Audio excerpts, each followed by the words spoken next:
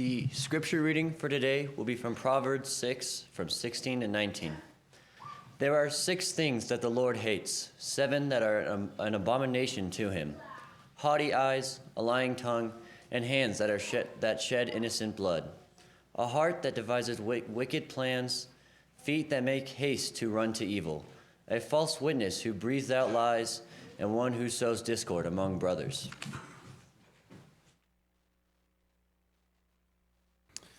You can be seated. Thank you. It's okay. Sometimes we just overlook little things like that. No big deal. But I'm glad that you're here this morning, and I'm glad that I'm here this morning. I'm glad we get to worship together and now to spend a little bit of time in God's Word. I know that Alex and Jason made a diligent effort to get everybody a family report earlier, but if you didn't get one of those and you want it now, you can raise a hand, and Alex has a few more that we can spread around. That'll help us take notes along with the message, as well as keep up with what's going on with us as a church family. I want to just kind of make a shameless little plug here to keep something in front of us that we do on a regular basis, but I want to just make sure that it stays fresh in our minds, and that's the daily Bible reading. On page 3, you always find the schedule for the week and a reader's guide to go along with that, just to help make sure that those readings mean something to us, that we're able to take something important out of that, at least in the big ideas as we ponder the things of God every day in His Word. And so just a reminder, that's kind of an important part of our theme each year, and how we approach our studies and what we're going for and trying to take in over the course of a whole year spent with things connected to the Exodus. So anyway, just a reminder that that's there for you as a resource to help in your walk of faith every time. I also wanted to say, before I get going in the message this morning, 2 things. Number 1, thank you for praying for my daddy. I appreciate that. He is here. He's visiting from Tennessee right now, but just not feeling well, and we're not 100% sure as to what the cause of that is. Hopefully we'll have an answer sometime today. Caitlin's up at Memorial with him this morning, and so anyway, just keep him in your prayers. I appreciate it. And Mickey, thank you for doing that earlier. And then I also wanted to say, I love the way that Sam teaches us the Word. Brother, you just speak with such clarity and sincerity, and I just love it. I am always so grateful when you teach us, and that was especially the case this morning as well. Sam strikes me as a man who just is truly impressed by the grandeur of God's goodness, and so thank you for that. Thanks for reminding all of us that in the way that in the words you choose, and in just your reverence to the Word itself. So thank you for that, and it is a blessing to all of us. And I hope that I come across in some of the same ways, that there's a sincerity and a respect for the Word in any time that God's Word is spoken by His people. I hope that's the case for all of us. And so may God bless us to be more like that all the time. Well, as I've said in 9 previous lessons in this series, the 10 Commandments are God's first revelation of His will for an entire nation of people. And they are, to my mind, still the finest example of a moral national law that has ever been given. A false accusation can ruin and even take the life of an innocent person. In the ancient Greek play Hippolytus, the title character is accused of a violent crime. The only evidence against him is a note that states the accusation, that says he did it. And the note was left by some lady who has already died. And so the only evidence against him is one witness, and that witness unable to be cross-examined. And on the evidence of one witness, and it turns out she's a false witness, Hippolytus is killed for a crime he didn't commit. Now, as is often the case in a play, the audience knows the whole time that Hippolytus is innocent, but nobody else on the stage knows this. And so his life is taken on the evidence of one witness and a false witness. Today we're adding another page to our study in the 10 Commandments, a study that we began when? Like in March? February, maybe even all the way back in February. We're going to hopefully, if the Lord wills, finish it up next Sunday morning. But today we're focusing on number 9. I want you to remember that in the original language, the phrase which we translate the 10 commandments can also be translated the 10 words.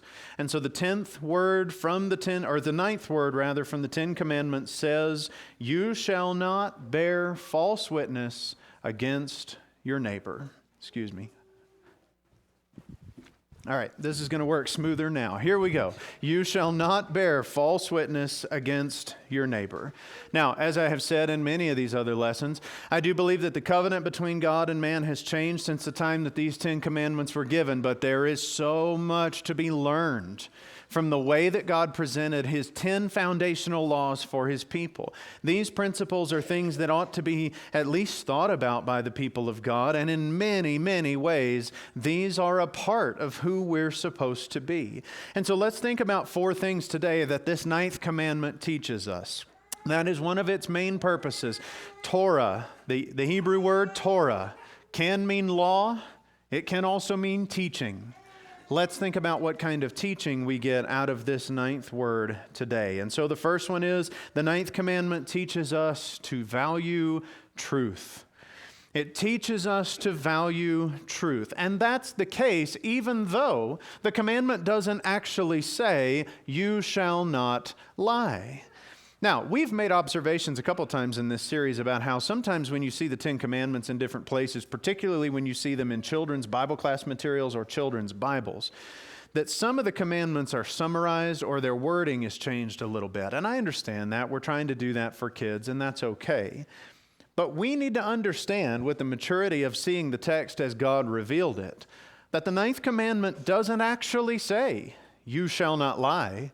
It says, "You shall not give false testimony." Now, Dan, what's the difference there? Are you saying that it is okay to lie? No, and there are plenty of places in the Scriptures where we see that principle at work.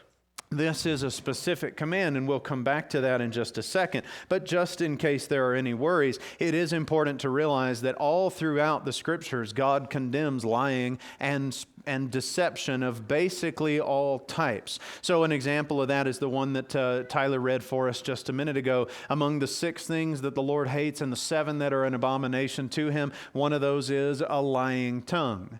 But I do need to point out before we even move away from this passage that even in this passage, there's a difference made between that and what the 9th commandment is talking about, which is a false witness who breathes out lies. Is a false witness lying? Yes. But is there a difference between generally lying and giving false testimony? Yes. Yes, there is, and the 9th commandment prohibits that one. Now, other places where we see the importance of truth-telling here, Leviticus 19 told the ancient Israelites, "You shall not lie to one another," and then we're told as Christians, at least twice in the New Testament in the epistles of the Apostle Paul, that God's people are people who speak truth. And so we do not lie to one another because that goes with the old self that we have put off. We speak truth with our neighbor, and no longer do we speak lies or falsehood. We speak truth because we are members of one another. Now, I just point that out because I think you know that we have to tell the truth. But the fact is that God told his people from ancient times to tell the truth so that they would learn the value of truth. God's people must always be people who understand that true things are helpful things. And falsehood is not going to get us anywhere. It's important that we learn then to value truth as a concept, because that concept is so closely tied to the very nature of God. And the reasons for valuing this and the reasons why it's so important to him are obvious enough, but let's just talk about them for a second anyway. Number one, we value truth because truth brings about freedom and peace. Now, Jesus said as much in John chapter 8 and verse 32. You remember that? You will know the truth, and the truth will make you free. He said that. That principle is pretty plain right there. But what's interesting about it is the inverse is also true. That deception is always necessary to bring about oppression and captivity. How many of the world's greatest, grandest evils have been perpetrated with lies? kind of all of them. And that's the interesting thing about this. What does truth do for a society? It helps us to live in peace and freedom. Now, more than that, what does truth do for an individual? That's a societal level. It makes sense there. What does it do for an individual? Well, it helps you to live with freedom and peace too, doesn't it? You think about just a small example of that. When your brother and sister and you are fighting when you're little, and somebody's got a story about what happened, and somebody's got a different story about what happened. What's the simplest thing in that situation? Is it for both of you to craft the most dramatic, most convincing lie that you can and get mom and dad on your side? No, because then you're going to have that experience that we've all had where you have to cover up that lie and make sure and validate it 9 different ways after it's over, right? No, what's the peaceful way to get that situation resolved? Tell the truth. Truth helps us to have freedom and peace. What's the first experience that you remember in life? Grown-ups, what's the first time that you remember a sleepless night where you were kept awake by something you had done? You know what it was for me? It was a lie that I told. It was a lie that I was afraid was going to get found out. Freedom, though, and peace, and a good night's rest, that will come from willingness to tell the truth. Add to that the wonderful blessing of truth being a trust builder. Truth is good for relationships because 2 parties, whether we're talking about companies negotiating a merger, or spouses working out an argument, or employees and employers investigating a mysterious profit loss, or a church and their shepherds navigating the ups and downs of life together, no matter what kind of 2 parties you're talking about, if both sides tell the truth, then we can build relationships that have actual trust. Now, without that, even the relationships that are most valuable and most essential to our lives are fraught with discord and constant worry. But truth brings peacefulness because it helps us to trust. And then finally, truth preserves justice. Now, this is going to be true in your personal dealings, which again, take 2 little kids that are fighting over a situation, that are fighting over a toy or whatever it may be. How are they going to come to terms? How are they going to be at peace with each other? It's when both understand the truth. Now, is it always that cut and dry and that simple? No, I have kids. I know it's not like that, okay? But that's the ideal world. Ideally, if the truth is known, it preserves the justice. It helps us to know what is right and what is wrong and who should be and shouldn't be punished for what was done wrongly. But the same is true in terms of society. That works in individual lives, whether we're talking about little kids or us as grown-ups. Like it works everywhere. But it works even more in society at large. And I think that may be one of the most important ideals baked into the 9th commandment. It is that the 9th commandment teaches us as God's people to value justice in a group and in a society. I think actually that's where this command is really designed to work. This command is concerned with truth in society. It's concerned with truth being present in the courts. It's concerned with truthfulness in the court even of public opinion. When the commandment says, "You shall not bear false witness," it's again not just a statement with these old-sounding words or something that says, "Don't lie." No. It's a command that says, preserve justice by taking truth seriously on the stand. That's what this command is really talking about. And this is yet another place where we just kind of have to remind ourselves that the first 5 books of the Bible are not just a religious law. They're not just a personal devotional kind of law. They are a civil law for a country, and a criminal one at that, a criminal law for a country as well. And I don't know if we always read the Old Testament like that, but think about how it would feel to live under these regulations as the law of your land. And with that being the case, I don't think it should surprise us too much to find out that baked into this law, not only in this command, but all the way through the law of Moses, there's an emphasis on making sure that the justice system is what it should be in the sight of God. God's law, brothers and sisters, emphasizes righteous rulings over and over and over again because that's good for His people. It's a way that truth can be not only known but administered among His people. And so the ninth commandment is not, again, it's not just you shall not lie, but it's more specifically the way that it's printed at the top of your study guide today, you shall not give false testimony. That's really what this is about. Do not be a person that takes the stand and gives false testimony. And again, I just need to point out that this ideal was really important to God. In Exodus chapter 23, starting in verse 1 of that chapter, we read this a handful of weeks ago in our daily Bible reading. The text says, "You shall not spread a false report. You shall not join hands with a wicked man to be a malicious witness. You shall not fall in with the many to do evil, nor shall you bear witness in a lawsuit siding with the many so as to pervert justice, nor shall you be partial to a poor man in his lawsuit." Now, the law there is multifaceted, but it is a law against lying as a group, against bearing false witness in some way that perverts justice, that commits a conspiracy to gather your false testimony with other people's false testimony, and just by the sheer weight of more of us saying it, we're going to try to force this to be true.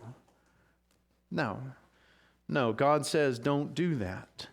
And He says specifically because what that does is protect people. If you refuse the temptation to conspire together and become false witnesses as a group, then it protects the rich and the poor, it protects the popular man and the loner, and it protects people that are young and old, that are well-educated, that are uneducated. It protects everybody because the courts are not being partial. In another place, the ninth commandment's emphasis is re-emphasized by this law. This is Leviticus chapter 5.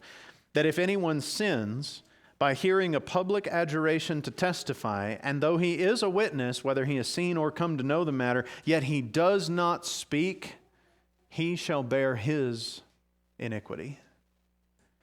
So what's interesting is the Lord is so concerned with justice among His people that He says if you get summoned to testify, and you can testify, but you don't show up, your failure to show up is as good as you being a false witness. And you will be the guilty one for not showing up and speaking the truth in court. The emphasis on justice and the justice system of God's people shows us how kind and how truthful He really is. And then to just solidify the whole thing in the minds of the people and to show us how important this really is, we get this little wonderful anecdote in Deuteronomy 19. And I would like all of us to turn over and read this one. In Deuteronomy 19, this is page 152 in our Pew Bibles, if that's helpful for you. We have some words here that will sound familiar to New Testament readers because they're quoted by the Apostle Paul. They're at least referenced by the Apostle Paul a couple of times. But Deuteronomy 19, I'm going to start reading in verse 15 of that chapter. "A single witness shall not suffice against a person for any crime or for any wrong in connection with any offense that he has committed. Only on the evidence of 2 witnesses or of 3 witnesses shall a charge be established. If a malicious witness arises to accuse a person of wrongdoing, then both parties of the dispute shall appear before the Lord, before the priests and the judges who are in office in those days. The judges shall inquire diligently, and if the witness is a false witness and has accused his brother falsely, then you shall do to him as he had meant to do to his brother. So you shall purge the evil from your midst. And the rest shall hear and fear, and there shall never again be among you evil such as this. Your eye shall not pity. It shall be life for life, eye for eye, tooth for tooth, hand for hand, foot for foot." You see, the principle of truthfulness in the courts is apparently a big deal to God. And so I have 2 questions for you about reading that passage that we just read right there. Number 1, in verse 18 of Deuteronomy 19, how does it strike you to hear God say that every matter must be investigated to actually find out the truth. Well, maybe for a lot of us, we go, duh. Like, obviously, you should investigate. If somebody makes an accusation, you should find out if the accusation is true. Yeah, I agree. But you think about it, a handful of years ago, we watched a movement where over and over and over again, the testimony of one witness was enough to convict somebody in the court of public opinion and rob them of their career, their history, their place in society. It had a hashtag. I won't say it out loud because I don't like it. But does it seem a little silly to think that we didn't investigate? That it wasn't important to find out whether those things actually happened? It was if they were accused, they were guilty. That's it. They're gone. Canceled. It's interesting, isn't it? That really wasn't a good move on our part as a society. But at the same time, and I mean at the same time, around that same time in our history, just a handful of years ago, around that same time, they were appointing a man to serve on the Supreme Court of the United States. And one witness accused him of a particular crime, and nobody passed it through on the evidence of just one witness. Why? Because it's going to the highest court that we know. And if there's going to be truthfulness anywhere, it better be on that court. And we understood the stakes were just too high to let the evidence possibly be false. You see, what this is doing is it's talking to a society, not that different from our society, but trying to make it very different from our society. And so the Ten Commandments are reminding us that we have to buy into the principles of justice all the time. Like all the time as a society, because that protects innocent people. Now, my second question about Deuteronomy 19, while you still have it open there and you can scan it again, you just heard the words read. Here's my second question. How does it strike you hearing that a false witness is going to receive the same punishment that he had meant to do to the accused? Does it help to see why this kind of justice would be so important that God makes this part of his top 10? It's so important here because bearing false witness, brothers and sisters, often leads to even greater sins. What is it that can happen if false testimony is believed, even though it's false? The sins of murder can be committed.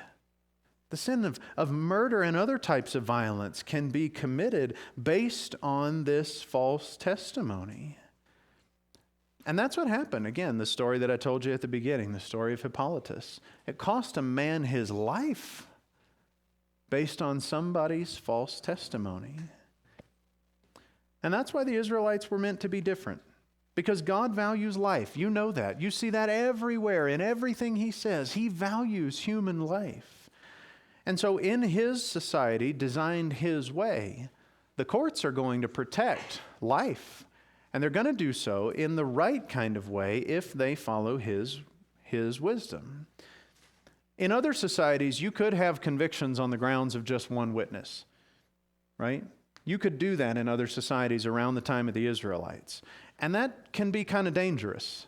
Because if the courts are left to decide when it's just the rich man's word versus the poor man's word, how's the court probably going to rule in that case? History tells us. We know. If the courts are left to decide between the master's word and the slave's word, how's the court probably going to rule in that case if it's only those one witness on each side?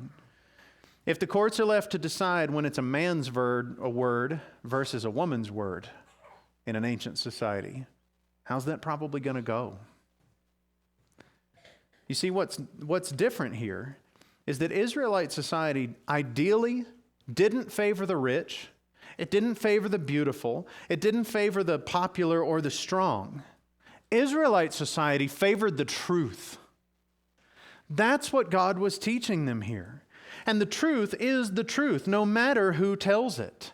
And that's why the 9th commandment doesn't say that you shall not bear false witness against a ruler. The 9th commandment doesn't say you shall not bear false witness against a rich man. The ninth commandment doesn't say you shall not bear false witness against an officer or an official. The ninth commandment doesn't say don't bear false witness against a priest or a business owner or a master. The ninth commandment says you shall not bear false witness against your neighbor. Who is my neighbor?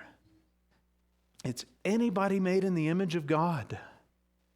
And the truth matters because it matters in their lives.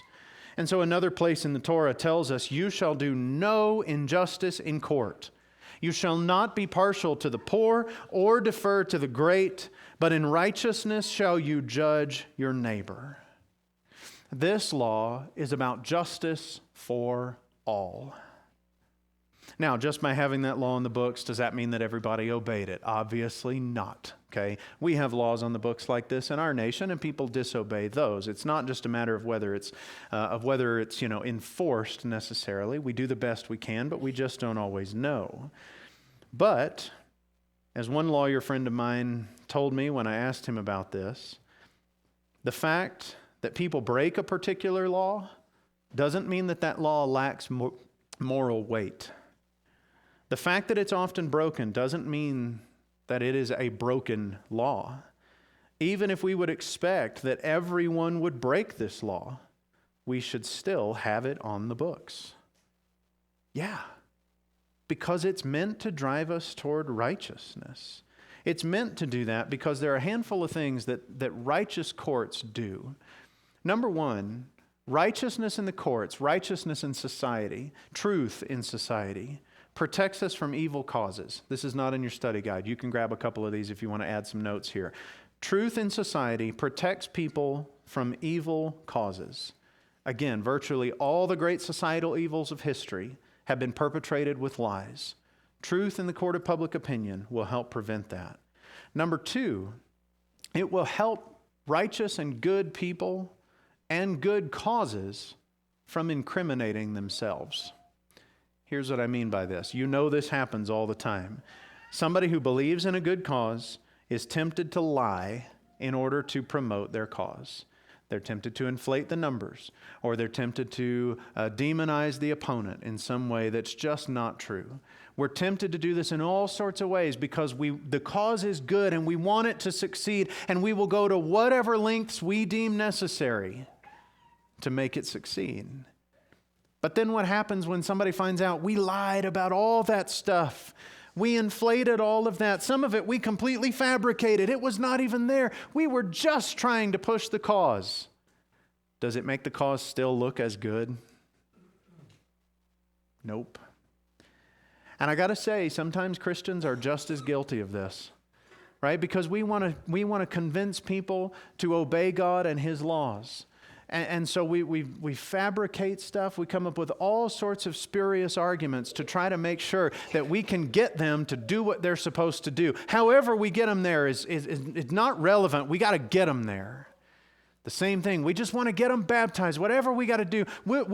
Listen, we may misrepresent a few things along the way, but we'll get them baptized. No, not a good idea. Not a good idea. What does that do to the cause that we're shooting for there? Preachers are guilty of this, by the way. What is a preacher story? Anybody know what that is? It's made up. There's a designation for that. People talk about that all the time. People will ask, hey, was that a real story or was that one of those preacher stories? I cringe when people say that. You know why? Because it means it's happened enough that a story was made up to support a good cause and it was found out to be false, that we just labeled it with that, this vocation that I have. Oh, I hate that kind of thing. I hate it when we buy into something that bears false witness in thinking that it will help us in some way to achieve a grander cause. Let's not incriminate ourselves, and let's certainly not incriminate the goodness and the grace of God by misrepresenting Him, by bearing false testimony about who He is and what He's asked of us. All right, I took a super long time on that one. Let me blitz through the next two very quickly. The ninth commandment teaches us two more things. It teaches us to value others. As I said, this one is an important command because it has value in protecting innocent life. People that are innocent will hopefully not be punished and not be killed when a justice system is functioning as it should be. The lives of the innocent, the lives of the righteous are valued, their testimony is heard, and their testimony is what stands in the courts and in the court of public opinion because God has asked us, do not give false testimony. It's good to preserve life. And then the last one here. Very important, but again, covering it very quickly here. The commandment teaches us to value God Himself. The whole law of Moses, the whole law of Christ, is an outflow of the nature of God Himself. It reflects His goodness, it reflects His love for people, it reflects His understanding of life and the value of it, it reflects His understanding of the value of truth. God values truth because God is truth. He not only speaks truth, He is true through and through. And so the passage and the laws that command us to value this and that teach us to value this, they do so because we're learning to become more like the God in whose image we're made. He wants to make us like Him. If that's going to be the case, then how ingrained should truthfulness be in us and in us as groups and societies? If we want to become like God, then we have to learn to value the truth and justice for all. Now, that kind of, I think, sets us up for a question. And we'll end with this little consideration this morning. If God values truth and justice so much, then how are you going to do at surviving this life into the next? If He values justice and He wants justice administered in perfect truthfulness, who deserves to die for what they've done in the sight of God and to the other people around them? Everyone. Everyone deserves to die. Now, take that concept out of Israelite society and just plug it into the grander scheme of humanity. And Paul says in the Romans letter, everybody deserves the wages of death, the wages of sin, which is death. So the question is, if God values truth and righteousness and true testimony against falsehood, against sin, if He values that so much, then who's going to survive? Well, the answer is that God has balanced His great love of truth and justice with His incredible mercy. God does not only come to us as a God of justice. If He did, none of us would make it. But by His good grace, He comes to us and does not deal with us according to our sins or repay us exactly according to our iniquities. But as a father shows compassion to his children, Yahweh shows compassion to those who fear Him. I'm really thankful to serve a God who values truth and justice. I am also very thankful to serve a God who is so gracious and so compassionate and who has given us even better gifts than His truth and His justice. The story of Hippolytus, of him dying because of a false witness, we have every reason to believe that that story is a myth. But I'd like to just remind you of one other story about a man who died because of false witness testimony. And this one is true. The chief priests and the whole council were seeking false testimony against Jesus so that they might put Him to death. They found none, though many false witnesses came forward. At last, though, 2 came forward who could agree, and on their word, He was put to death. False witnesses show up in the crucifixion story.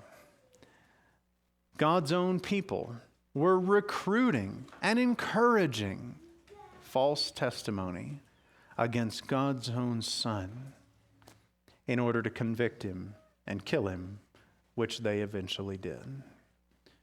It is remarkable to me that God was able to use that terrible sin and turn it to our good, so that even though Jesus was killed by the deceptive powers of darkness, he was raised from the dead to give us life on the third day. Indeed, as John said, he was full of grace and truth. So the question is, do you want to be raised with him and have the promise of entering eternal life? Do you want to be able to live a life that is lived by truth because of the mercy and the goodness and the grace of God? If you want to talk to somebody, one of the leaders of this church, about what that means, why don't you come forward and let us know while we stand and sing this hymn together.